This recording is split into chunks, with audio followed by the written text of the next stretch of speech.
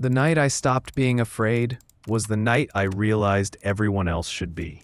By the time the sirens stopped, I'd already buried the evidence.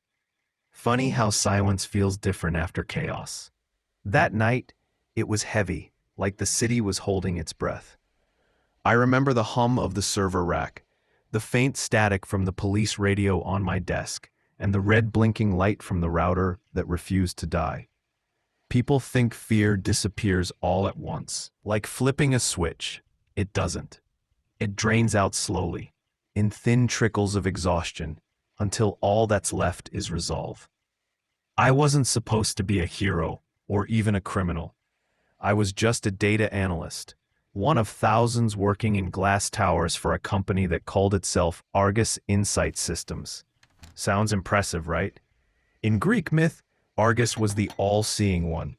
Fitting name for a company that claimed to protect the public through information. Our job? To feed the algorithm. Every day, millions of data points pass through my hands. Phone metadata, social feeds, transaction logs, surveillance timestamps. We weren't supposed to see the people behind the data, just numbers, just patterns. But patterns tell stories, and sometimes those stories scream. It started with a cluster of red flags, statistical anomalies tied to a set of users flagged for potential unrest. The system had flagged them weeks before a series of arrests were made, except there was one problem. The data was altered after the arrests. Someone had rewritten history, buried real timestamps under false ones. That's not just unethical, it's criminal. At first I thought it was a glitch, then I dug deeper. I wish I hadn't, because what I found wasn't a glitch, it was policy. Argus wasn't predicting risk. It was manufacturing it, curating profiles of citizens, labeling them threats, and passing them to law enforcement before anything happened. Predictive policing turned into predictive persecution. I tried to raise questions, carefully. My supervisor smiled too easily. "Levi," he said, "we're not in the truth business. We're in the security business." That sentence should have been my cue to stop digging.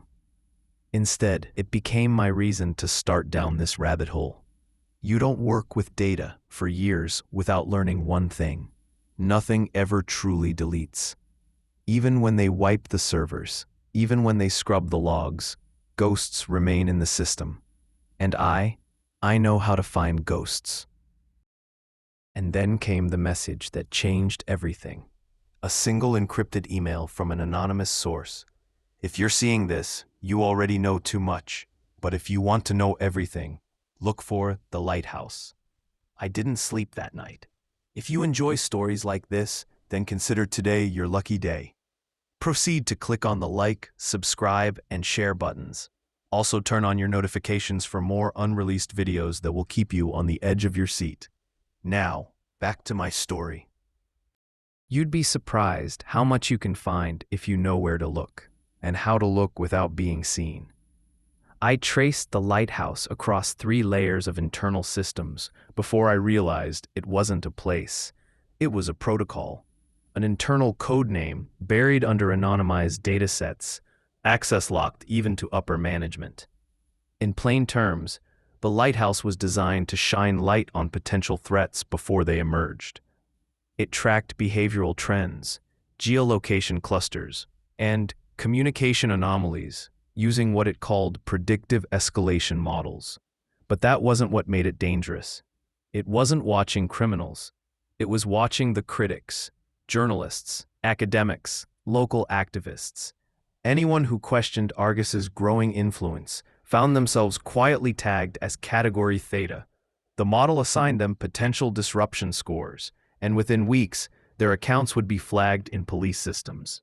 You see, the beauty of data is that it tells stories, but the horror of data is that you can make it tell any story you want. I sat there, staring at screen after screen, and felt my heartbeat slow. Not from fear, but realization. Every name I saw on that list was someone who'd gone silent. Some were fired from their jobs. Others disappeared from social media. And a few just disappeared. I remember whispering out loud, "This can't be real."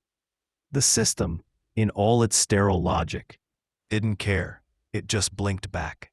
For days, I worked in silence, scraping the encrypted indexes and cross-referencing with archived backups. Each discovery felt like a confession whispered through the wires. Then, I found her. A name that didn't belong. Clara Vance. Not an activist, not a journalist, just a systems architect. My predecessor. She'd left Argus 6 months before I joined. According to HR, she'd taken a personal leave and never returned. But the timestamp logs told another story. She'd been deleted from the employee database 18 minutes after she tried to access the lighthouse. That's when I knew I wasn't the first person to look behind the curtain. And maybe I wouldn't be the last to vanish for it. So I did what analysts do best. I went invisible.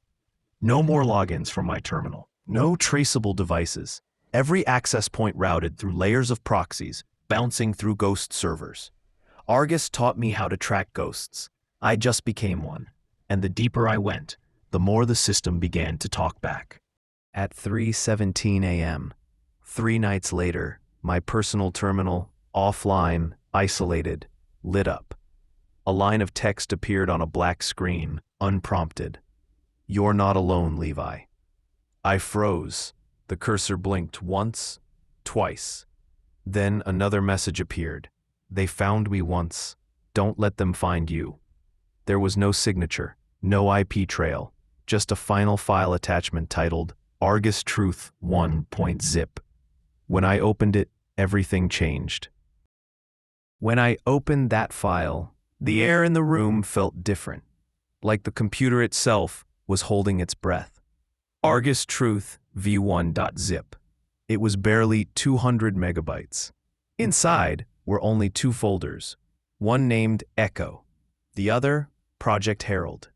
The first folder, Echo, contained thousands of anonymized voice recordings. Citizens, random conversations from phone calls, city microphones, even smart speakers. Each one was transcribed, tagged, and analyzed for tone volatility. You heard that right. Argus wasn't just listening to what people said. It was studying how they said it. Anger, fear, doubt. Everything cataloged, mapped, and scored. One recording stopped me cold. A woman's voice, soft, calm, familiar. "You can't hide this forever. They'll find out." A man's reply, clipped, rehearsed. "We'll make sure they don't." The audio ended with the faint sound of a chair scraping against the floor. Then, nothing. The metadata said the recording was from Clara Vance, the woman I'd found earlier. Timestamped 3 days before her disappearance. I sat there for a long time, just listening to the hum of the fan inside my computer. The walls felt closer than usual. Then I opened the second folder, Project Herald. That one wasn't about listening. It was about rewriting. The files were algorithms, adaptive narrative scripts, designed to flood digital spaces with curated misinformation. In plain language, automated stories to discredit whoever Argus labeled a threat. Their code could track trending topics, detect dissenting voices, and inject counter-narratives that buried truth under a storm of falsehoods. Entire online movements, fabricated, public outrage, manufactured, reputations destroyed by lines of code. Clara had tried to stop it. That much was clear. And now, without knowing it, I'd picked up where she left off. I thought about walking away, deleting everything, pretending I never saw any of it. But it's funny, once you've looked the truth in the eye, pretending becomes impossible. So I made a decision. I was going to bring it all to light. Not by leaking it blindly, that would get buried. No, I'd do it the way Argus did everything, strategically. Expose them from within their own system. Use their tools, their reach, their arrogance. And to do that, I needed help. That night, I contacted the only person I trusted, Nora Brandt, a cybersecurity reporter who'd spent years chasing shadows like these. She was skeptical at first, of course. Everyone is, until the evidence speaks for itself. We met in a small cafe near the waterfront, early morning before the city woke up. She listened, quietly, eyes narrowed behind square glasses. When I finished, she said one thing. If this is true, Levi, you're not exposing a company. You're exposing a system. Fear is a strange thing. It narrows your world to a tunnel, but it also sharpens every sound, every flicker of light.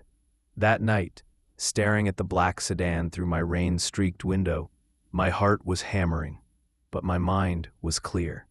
They'd cut me off from the system, wiped my machines, killed my credentials, but they'd forgotten one thing.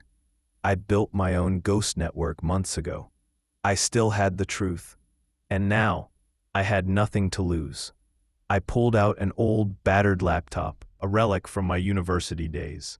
No telemetry, no tracking chips, nothing Argus could touch remotely. On it was a hidden drive containing a copy of every file Clara had tried to protect, plus my own additions. The first move wasn't to release the data. That would be suicide. The first move was to make them release it for me. Argus had built a network of automated bots to push their counter-narratives. I knew their code like the back of my hand. All I needed to do was nudge it. So one rainy morning at 4 a.m., I injected a single script into their public system, a self-replicating truth seed. It didn't leak files. It just hinted at them. Thousands of anonymous posts appeared simultaneously across forums, news comments, social feeds. Have you heard of the Lighthouse Protocol? Project Herald, whose story is it telling? Why did Clara Vance disappear? It looked like grassroots curiosity. It wasn't. It was me, using Argus's own machine to wake the city up. Within hours, the hashtags were trending. Journalists started poking. Politicians started denying. Nora published her first piece. Not an exposé, just a breadcrumb. Enough to make people dig. Argus responded exactly how I hoped. They scrambled to smother the fire. But in doing so, they activated every bot, every narrative tool, every covert channel. And my script rode along, quietly pulling down internal memos, routing them to a network of offshore backups I controlled. For the first time, Argus was fighting a ghost they couldn't see, but they could still see me. The sedan followed me for days. Sometimes there were two. My phone buzzed with silent calls. Nora warned me to disappear for a while. I told her I couldn't, not yet. The real twist came one night at the waterfront. I went there to leave an encrypted drive for Nora. She was supposed to pick it up later, but when I got there, someone was already waiting. A woman stepped out from the shadows of a pier light. Short hair, gray coat, eyes sharp and tired. She said my name before I said hers, Levi. It was Clara Vance. She wasn't dead. She wasn't gone. She was in hiding. I've been watching you, she said quietly. You're making the same mistakes I did. I couldn't speak. Months of ghosts and whispers, and now she was standing right in front of me. Clara explained everything in low-clipped words. She hadn't been disappeared. She'd faked her own exit with help from a few insiders who still had a conscience. She'd been gathering evidence, waiting for someone inside Argus to pick up the trail. You've done more than I could alone, she said. But they're going to tighten the net. We have one shot to finish this. Her plan was simple in theory, impossible in practice. Use Argus's own security audit, scheduled for next week, to trigger an automatic public data release, all at once. Every file, every memo, every script. Argus couldn't stop it without revealing they'd tampered with the audit process themselves. It would be clean, legal, unstoppable. We just had to survive until then. The week before the audit felt like standing on the edge of a storm you built yourself. I barely slept. Clara and I moved like shadows. Encrypted messages, burner phones, meeting in train stations or crowded malls. We both knew Argus would sense something. They always did. 2 days before the audit, Nora sent me a short message. They're panicking. Keep your head down. That same night, my apartment door was cracked open when I came home. Nothing stolen, nothing broken, just rearranged. A warning. Clara was waiting for me online. Her message glowed on a black screen. They're close. After tomorrow, none of this will matter. Tomorrow. That was audit day. Argus's system was built on control. Every byte, every breath of data mapped and classified. But control is a fragile illusion. All you need is a single piece out of place, and the whole picture collapses. At 2 p.m., the audit began. We watched the dashboards flicker from our separate locations. I was hidden in a co-working space under a borrowed ID. Clara was running the trigger from an old satellite uplink she'd commandeered years ago. For 15 minutes, nothing happened. My palms were slick on the keyboard. Then, the first alert appeared. Unauthorized data access. Source. Internal. Destination public archive nodes. Then another, and another. The servers lit up like constellations, pushing terabytes of hidden files into the open. Every cover-up, every falsified report, every suppressed profile, live, transparent, undeniable. By the time Argus realized what was happening, it was already too late. The audit trail was public. The files mirrored globally. The world could see everything. News outlets erupted. Government officials scrambled for statements. Argus denied, then deflected, then, finally, collapsed under its own weight. For a moment, I felt nothing. No triumph, no rage, just quiet. Because truth doesn't roar. It hums, low, steady, irreversible. But here's the thing about exposing monsters. When the lights go on, everyone starts asking who turned them off before. Investigations began. Names leaked. Arrests followed. Nora's reports went global. She never mentioned me or Clara. That was the deal. Clara disappeared again, this time for good. She sent me one last encrypted note before she went dark. The lighthouse still shines, Levi. Just make sure it's never pointed at you. I kept it. Not as a warning, but as a reminder. Now, months later, the city feels different. Louder, maybe. People talk about privacy, power, data, all the things they used to ignore. And sometimes, late at night, when sirens echo through the streets, I think back to that first line of my story, the one that still echoes in my head. The night I stopped being afraid was the night I realized everyone else should be. I smile when I say it now, because fear didn't end that night. It just changed sides.